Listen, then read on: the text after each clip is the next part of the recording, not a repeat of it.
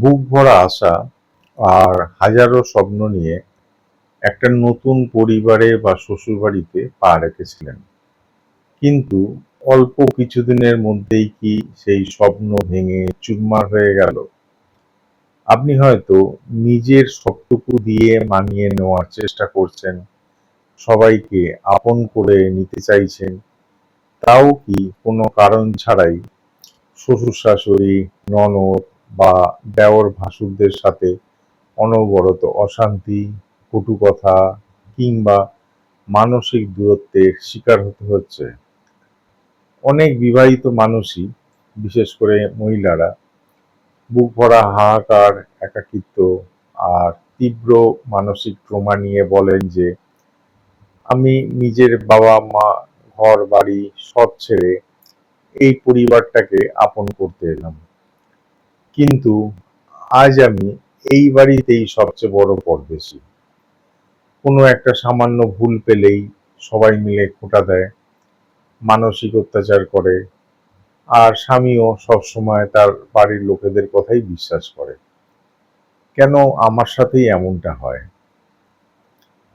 অনেকে ভাবেন এটা হয়তো শুধুই তাদের ব্যাড লাক, যৌথ পরিবারের সমস্যা বা শ্বশুরবাড়ির লোকেদের খারাপ মানসিকতা।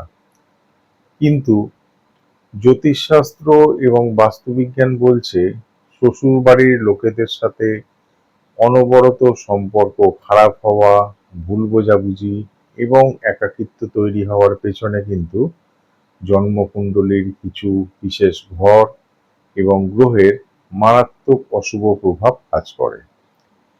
আজকের ভিডিওতে আমরা জানব শ্বশুরবাড়িতে এই বিষ ছড়ানোর পেছনের আসল কারণ কি এবং ওখানকার পরিবেশ শান্ত করে সবার প্রিয়পাত্রী হয়ে ওঠার শক্তিশালী ঘরোয়া টোটকাগুলো কি কি। জ্যোতিষশাস্ত্র অনুযায়ী আমাদের জন্মকুণ্ডলীর অষ্টম ভাব হলো শ্বশুরবাড়ি এবং ওখানকার লোকেদের সাথে সম্পর্কের প্রধান ঘর। আর দ্বিতীয় ভাব হলো নিজের পরিবার ও শ্বশুরবাড়ির সম্পত্তি বা সুখের স্থান। এই ঘরগুলো পীড়িত হলে অশান্তি অনিবার্য। এছাড়া যে গ্রহগুলো এর জন্য দায়ী সেগুলোর মধ্যে প্রথমেই আসবে রাহু ও কেতু। রাহু হলো ভুল বোঝাবুঝি, চক্রান্ত, গুজব এবং কান ভারী করার মূল কারক। অষ্টম ঘরে রাহু বা কেতুর অশুভ প্রভাব থাকলে শ্বশুর বাড়ির লোকেরা মুখে আপনার খুব ভালো সাজবে, কিন্তু আড়ালে আপনার নামে আপনার স্বামীর কান ভারী করবে এবং ছোটখাটো কথাকে তিল থেকে তাল বানিয়ে অশান্তি পাকাবে। এবারে আসি সূর্য ও চন্দ্রের কথায়। সূর্য হলো শ্বশুর মশাই এবং চন্দ্র হলো শাশুড়ি মায়ের কারক গ্রহ। কুণ্ডলিতে সূর্য বা চন্দ্র যদি রাহু বা শনি দ্বারা পীড়িত থাকে তবে শ্বশুর বা শাশুড়ির সাথে আপনার মতাদর্শগত অমিল বা ইগো ক্ল্যাশ তৈরি হবেই। আপনি যতই ভালো রান্না বা কাজ করুন, তাঁদের মন পাওয়া অসম্ভব হয়ে দাঁড়ায়। এবারে আসবো মঙ্গলের কথায়। মঙ্গল যদি অশুভ বা উগ্র অবস্থায় থাকে তবে শ্বশুরবাড়ির লোকেদের সাথে সরাসরি বাদানুবাদ, চিৎকার চেঁচামেচি এবং হিংসাত্মক পরিস্থিতি তৈরি হতে পারে। শ্বশুরবাড়ির লোকেদের মন জয় করতে, তাঁদের চক্রান্ত নস্যাৎ করতে এবং সংসারে নিজের সম্মান ফিরে পেতে 4টি পরীক্ষিত ও অত্যন্ত শক্তিশালী ঘরোয়া টোটকা আপনাদেরকে জানাচ্ছি। এগুলো ব্যবহার করে দেখতে পারেন।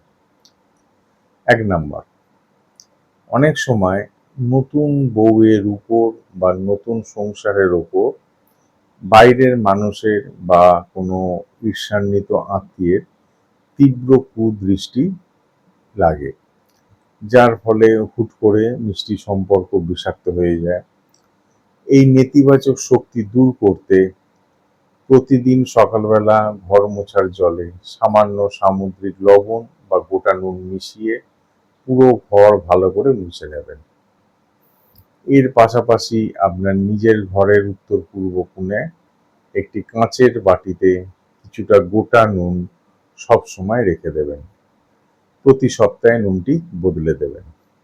2 নাম্বার, যদি আপনার শাশুড়ি মা আপনার উপর সবসময় খিটখিট করেন বা আপনাকে সহ্য করতে না পারেন, তবে কোনো এক শুভ সোমবারে তাকে ভালোবেসে একটি রূপোর কোনো জিনিস, যেমন রূপোর আংটি, চেন বা ছোট বাটি উপহার দিন।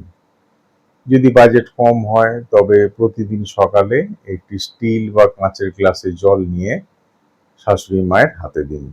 রূপো এবং জল চন্দ্রের উপাদান, যা শাশুড়ি মায়ের মনকে আপনার প্রতি শীতল ও নরম করতে কাজ করবে। 3 নাম্বার, রান্নাঘর হলো মা অন্নপূর্ণার স্থান। প্রতিদিন সকালে রান্না করার সময় প্রথম যে রুটি বা ভাত তৈরি হবে, তাতে সামান্য একটু আখের গুড় বা মিষ্টি লাগিয়ে সেটি বাড়ির বাইরে কোনো গরুকে খাইয়ে দিন বা পাখিদের উদ্দেশ্যে রেখে দিন। গুড় মঙ্গলের আগুনকে শান্ত করে এবং দেবগুরু বৃহস্পতিকে উজ্জীবিত করে, যার ফলে পুরো শ্বশুর বাড়ির লোকেদের মেজাজ আপনার প্রতি নরম হতে বাধ্য। 4 নাম্বার, প্রতি সোমবার কোনো শিব মন্দিরে যান, সেখানে মহাদেব এবং মা পার্বতীর চরণে সামান্য খাঁটি মধু অর্পণ করুন। এরপর মা পার্বতীর চরণ থেকে সামান্য সিঁদুর নিয়ে নিজের কপালে বা সিঁথিতে লাগান। শিব পার্বতীর কাছে জোর হাতে প্রার্থনা করুন যেন শ্বশুর বাড়ির সবাই আপনাকে আপন করে নেয়। সনাতন শাস্ত্রে শিব পার্বতী হলেন একতার প্রতীক। তাঁদের পুজো করলে পরিবারের সমস্ত ভাঙন জোড়া লেগে যায়। এই ঘরোয়া টোটকাগুলো ভক্তি ভরে করার পাশাপাশি নিজের মনের অতিরিক্ত রাগ, একাকিত্বের ডিপ্রেশন এবং শ্বশুরবাড়ির লোকেদের কটু কথায় হুট করে রিয়্যাক্ট করার প্রবণতা নিয়ন্ত্রণে রাখতে প্রতিদিন 5 থেকে 10 মিনিট ধ্যান বা প্রাণায়াম করলে খুব ভালো ফল মিলবে। এর বাইরে কিছু নিয়ম মনে রাখবেন। শ্বশুরবাড়ির কোনো গোপন কথা কখনো বাপের বাড়িতে বা বাইরের বন্ধুদের কাছে গিয়ে রটাবেন না। এতে রাহু আরও উজ্জীবিত হয়। ঝামেলার সময় যতটা পারবেন চুপ থাকার চেষ্টা করুন এবং জীবনে ডিসিপ্লিনড হন। এখন বলি জ্যোতিষীয় রত্ন ও মূলের প্রতিকার সম্পর্কে। চন্দ্র এবং বৃহস্পতির শুভ শক্তি বাড়িয়ে মানসিক শান্তি ফিরে পেতে এবং শ্বশুর বাড়িতে নিজের গুরুত্ব প্রতিষ্ঠা করতে কিছু বিশেষ রত্ন ও মূল ধারণ করা যায়। আপনি যদি মহারত্ন ব্যবহার করতে চান, তবে মনের অস্থিরতা, ডিপ্রেশন ও শ্বশুরবাড়ির চক্রান্ত শান্ত করার জন্য চন্দ্রের রত্ন মুক্ত এবং গুরুজনদের আশীর্বাদ ও পরিবারের নিজের সঠিক স্থান পাওয়ার জন্য বৃহস্পতির রত্ন পোকরাজ ধারণ করতে পারেন। যাদের বাজেট কিছুটা কম, তারা উপরত্ন হিসাবে মুক্তোর বিকল্প মুনস্টোন এবং পোকরাজের বিকল্প সোনালি টোপাজ ব্যবহার করতে পারেন। আর যারা রত্ন পড়তে চান না বা যাদের বাজেট আরও কম, তারা খিরিকামূল এবং বামুনহাটি মূল ধারণ করতে পারেন। সবশেষে বলবো, একটা নতুন পরিবারকে নিজের করে নিতে একটু সময় ও ধৈর্যের প্রয়োজন হয়। গ্রহের অশুভ পরিস্থিতি সাময়িকভাবে আপনাদের মধ্যে দূরত্বের দেয়াল তুললেও সঠিক ঘরোয়া প্রতিকার, আপনার মিষ্টি ব্যবহার এবং ঈশ্বরের প্রতি বিশ্বাস আপনার শ্বশুরবাড়ির লোকেদের মন পরিবর্তন করতে পারে। নিজের সামর্থ্য অনুযায়ী সৎ মনে এই প্রতিকারগুলো করুন। অকারণ দুশ্চিন্তা করে শরীর খারাপ করার বা বেশি খরচ করার কোনো দরকার নেই। আপনার জন্ম তারিখ, সঠিক জন্ম সময় এবং জন্মস্থান আমাদের হোয়াটসঅ্যাপে লিখে জানান। আর ঘরে বসেই জেনে নিন আপনার জন্মকুণ্ডলী অনুযায়ী শ্বশুরবাড়ির সাথে সম্পর্ক মধুর করার আসল উপায় কী এবং কোনো তীব্র গ্রহদোষ থাকলে তার নির্দিষ্ট ও সঠিক প্রতিকারটি কী।